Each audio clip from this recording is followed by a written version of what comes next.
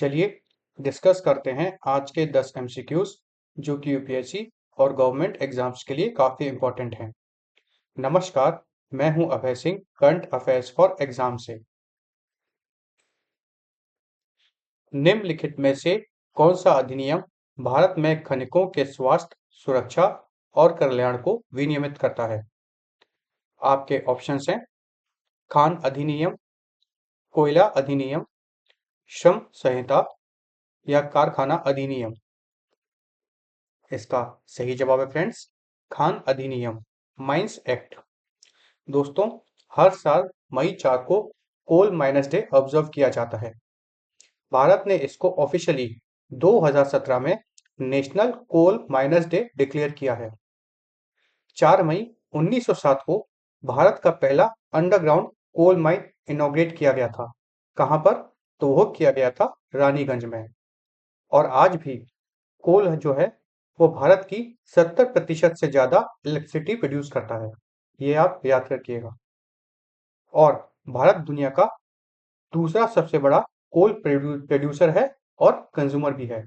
अगर पहले नंबर की बात करें तो पहले आता है चाइना। चाइना वर्ल्ड का लार्जेस्ट कोल प्रोड्यूसर है और कंज्यूमर है। और दूसरे नंबर पर भारत है जो वर्ल्ड का लार्जेस्ट कोल प्रोड्यूसर भी है और कंज्यूमर भी है।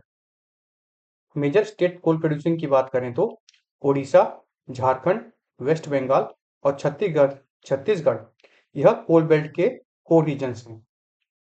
वर्कर्स की सेफ्टी के लिए माइंस एक्ट 1952 बनाया गया था, जो हेल्थ, सेफ्टी और वेलफेयर इंश्योर करता है। फिर coal mines conservation and development act 1974 pass किया गया था और बाद में coal mines special provision act 2015 auction और प्रोडक्शन की कंटिन्यूटी के लिए पास किया गया था।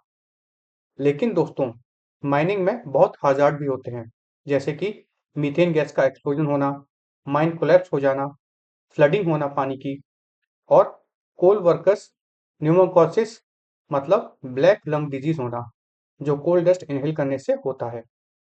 इन्हीं सबको बातों को ध्यान रखने के लिए यह कोल माइनस डे मनाया जाता है, ताकि लोगों में जागरूकता फैलाई जा सके। चलिए अगले प्रश्न पर आते हैं। निम्नलिखित में से कौन सा संत अंतर्राष्ट्रीय अग्निशामक दिवस के उपलक्ष्य में मनाया जाता है? आपके ऑप्शन हैं friend Saint George, Saint Peter's, Saint Andrews या सेंट फ्लोरियन। तो दोस्तों, इसका सही जवाब है सेंट फ्लोरियन।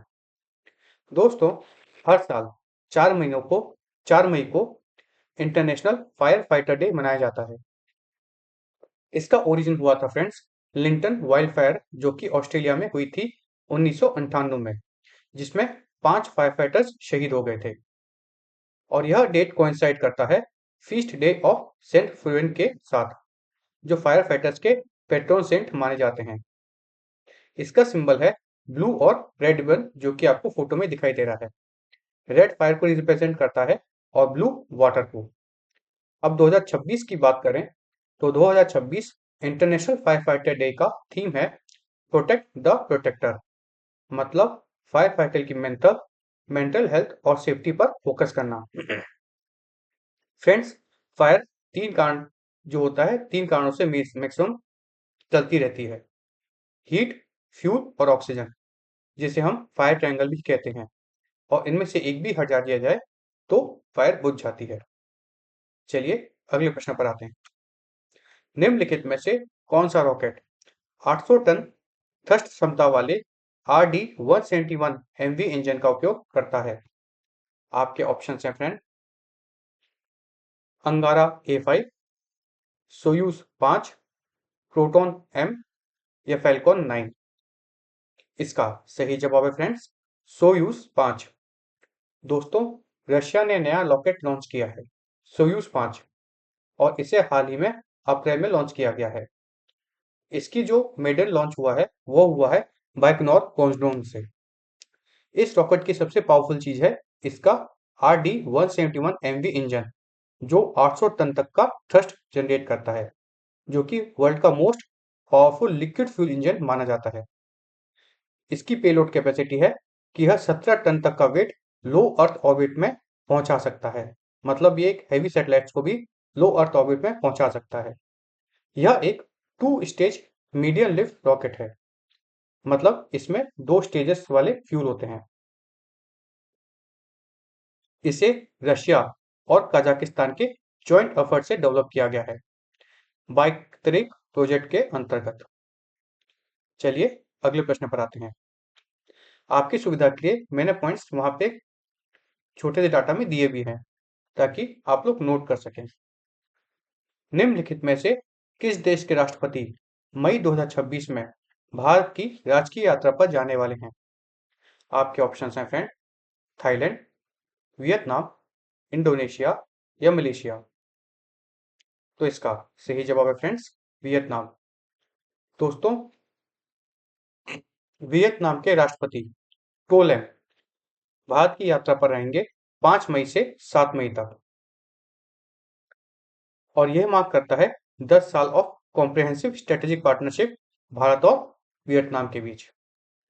टो लैम का यह पहला भारतीय दौरा है प्रेसिडेंट बनने के बाद।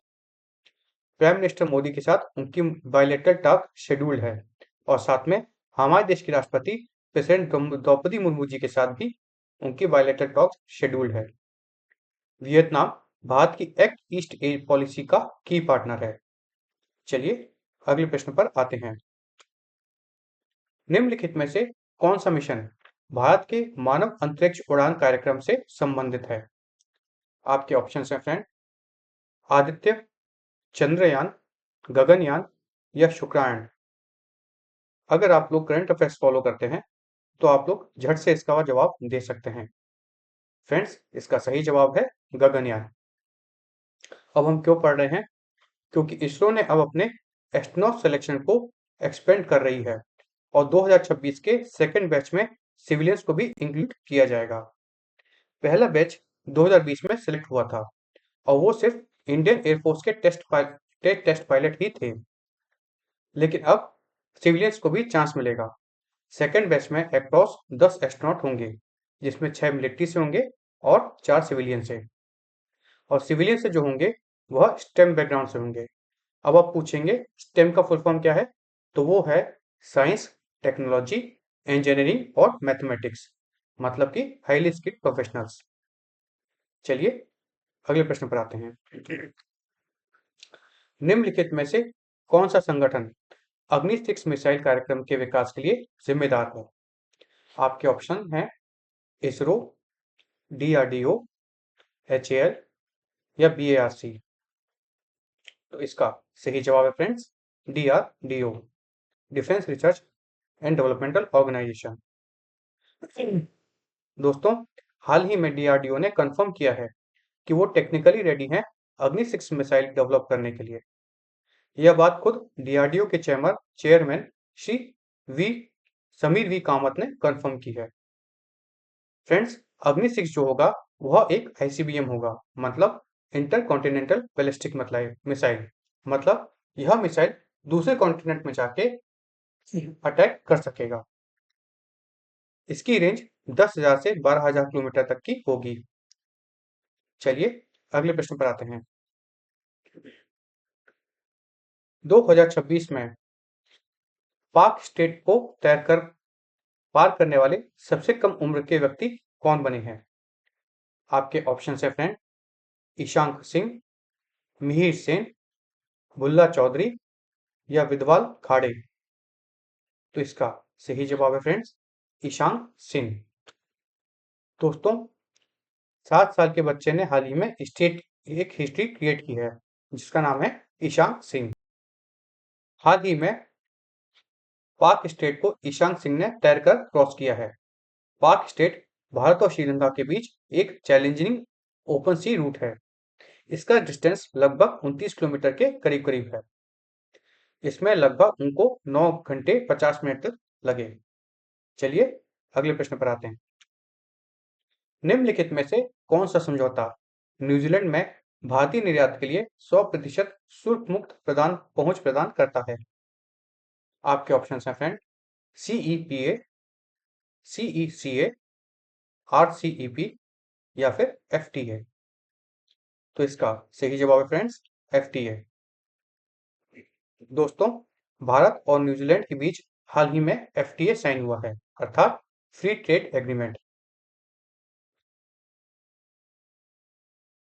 अब भारत की जो एक्सपोर्ट्स हैं न्यूजीलैंड को, वो 100% ड्यूटी फ्री हो जाएंगे और बदले में जो भारत न्यूजीलैंड के एक्सपोर्ट्स हैं भारत को, वो 7% तक टैरिफ से लिबरेट किए जाएंगे। भारत और न्यूजीलैंड ने बायलैटरल ट्रेड को $5 बिलियन तक पहुंचाने का लक्ष्य रखा है अगले 5 सालों में। चलिए अगले प्रश्न पर आते हैं। निम्नलिखित में से किस विश्वविद्यालय ने लैंगिक समावेशन और कौशल विकास पर एशिया की पहली यूनेस्को चेयर की शुरुआत की है? आपके ऑप्शन है friend, IIT Delhi, JNU Delhi, DU Delhi या एसएसपीयू पुणे। तो इसका सही जवाब है फ्रेंड्स, एसएसपीयू पुणे। दोस्तों, एशिया की पहली UNESCO chair on gender inclusion launch हुआ है अप्रैल 2026 में और एस्टेब्लिश किया गया है पुणे महाराष्ट्र के symbiosis school and professional university में, मतलब एसएसपीयू पुणे में। इसको इनॉग्रेट किया गया है जैन चौधरी जी के द्वारा एक international conference women's leading future work के दौरान। यूनेस्को चेयर एक ग्लोबल एकेडमिक इनिशिएटिव है जो रिसर्च, ट्रेनिंग और इंस्टीट्यूशनल कोलैबोरेशन को प्रमोट करता है। एसएसपीयू ने ऑलरेडी 10,000 से ज्यादा गर्ल्स को ट्रेन किया है रोबोटिक्स, ऑटोमेशन और डिफेंस जैसे सेक्टर्स में। चलिए अगले प्रश्न पर आते हैं। निम्नलिखित में से कौन सा संगठन बांग्लादेश के रूपपुर परमाणु ऊर्जा संयंत्र के कार्यान्वयन के लिए जिम्मेदार है? आपके ऑप्शन है फ्रेंड, एनपीसीआईएल, रोसाटोम, बीएईसी या आईएईए। तो इसका सही जवाब है फ्रेंड्स, बीएईसी।